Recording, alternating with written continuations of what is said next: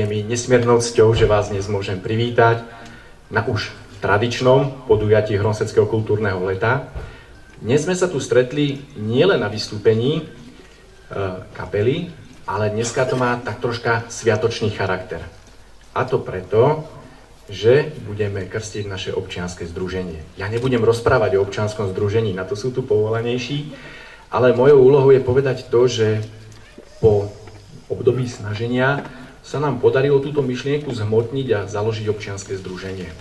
A som nesmierne šťastný, že popri mojom boku mám ľudí, ktorí nezišne, ochotne, nad rámec svojich povinností vždycky sa snažia napomáhať dobrej veci. A tou dobrou vecou, ktorou je aj záchrana našej kultúrnej pamiatky. Preto mi dovolte, aby som na pódium teraz pozval predsedničku občianskeho združenia Garansek, pani Helenku Palkechovú, ktorá vám povie bližšie k tejto účasti. Prajem vám príjemný dobrý večer. Srdečne vás vítam na prvom koncerte, ktorý pre vás pripravilo občianske združenie Garansek v spolupráci so starostom obce, v spolupráci s Mestským hudobným divadlom a mediátorom a koordinátorom Československého mediačného fóra pánom Martinom Dubničkom. Iste sa mnohí pýtate, na čo je vlastne také občianske združenie dobré. Občianske združenie je tu predovšetkým pre vás, aby sme sa mohli stretávať na takýchto kultúrnych a iných spoločenských podujatiach. Ale hlavnou myšlienkou, cieľom je obnova, zachovanie a rekonštrukcia kultúrnej pamiatky barokového kaštieľa z roku 1775, ktorý je pýchou tejto obce a pýchou tejto záhrady. A občianske združenie vynaloží všetku snahu na to, aby sa to podarilo. Ak niekto z vás má chuť a chce participovať na tomto ušľachtilom cieli, je srdečne vítaný a môže sa pridať k nám. My sme sa rozhodli, že si dáme naše občianske združenie pokrstiť. A teraz by som už rada pozvala na slávnostný akt krstu sem ku mne na pódium členov občianskeho združenia. Nech sa páči. Pána starostu,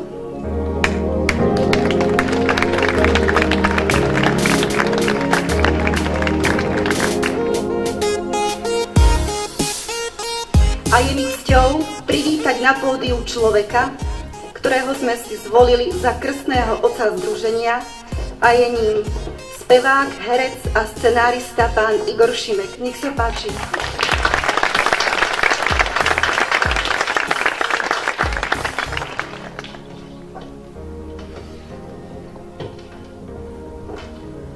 Aha. Ďakujem veľmi pekne. Ja som veľmi dojatý, aj cítim sa veľmi poctený, že práve tu môžem sa stať prvýkrát krstným otcom niečoho, čo je možno práve narodené, celkom čerstvé, ale čo má perspektívu prežiť tak, ako prežil tento kaštieľ, ako prežil tento Hronsek, možno aj tisícročia. Ja si dovolím poznamenať len takú drobnosť, že veľmi veľký cit všetkých týchto ľudí, ktorých, prepáčte, že vám svojím chrbtom, ale inak to nejde, ktorých mám za sebou, si veľmi vážim a veľmi im držím palce. A preto, aby som bol dobrým krstným otcom, tak by som chcel nielen popriať občianskému združeniu Garansek a vám, Hronsečanom, ale aj všetkým tým, ktorí sem zamieria zo sveta, aby si to tu dokázali užiť a aby dokázali obdivovať a vnímať nielen tú krásu, to dedičstvo, ktoré Slovensko a špeciálne Hronsek má, keďže ho má celosvetové uznané, ale aby si dokázali nájsť sem cestu v takom hojnom počte, že raz o pár rokov, nech to už netrvá teda dlho, bude tých stoličiek a sedadiel, no prosto, že tá záhrada bude aj malá. To vám prajem, pretože nech vám prinesú šťastie, nech vám prinesú radosť a nech vám prinesú splnenie vášho sna, pretože sny sú na to, aby sa plnili práve takto. veľa šťastia, zdravia, hojného božského požehnania a nech sa vám všetkým darí.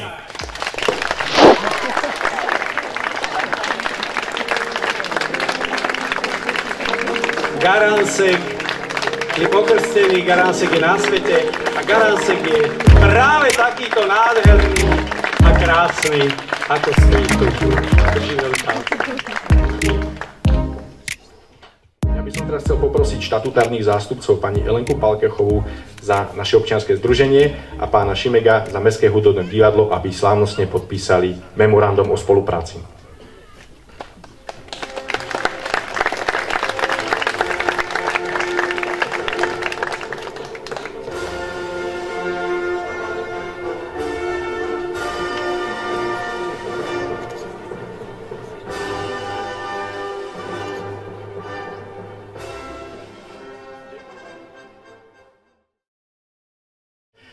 Teraz mi prosím dovolte, aby nám to všetko zväčšnilo, aby nám to ostalo na pamiatku a aby aj tie budúce generácie si raz povedali, čo sa tu vtedy toho 24.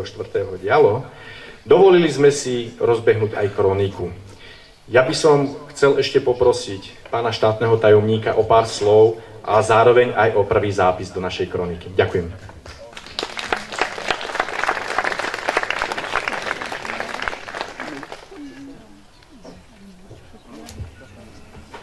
Vážený pán starosta, milý krstný otec, vážené dámy a milí páni, a v prvom rade chcem vyjadriť veľké potešenie, že občianske združenie Garansek bolo krstené práve šampanským. Myslím si, že to, čo je pokrstené tradične, to znamená šampanským, to bude mať dlhé trvanie.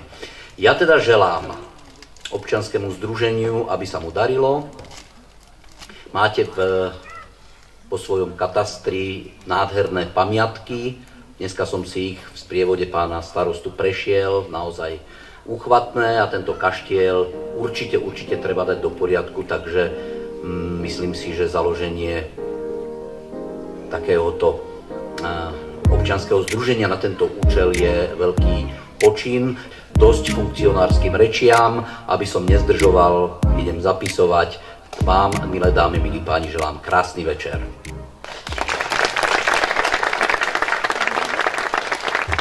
Ja by som zároveň pozval aj krstného otca na prvý zápis, to sa teda patrí. Takže aj krstný otec, poprosím jeden podpis a venovanie pre našu pamätnú knihu, našu kroniku.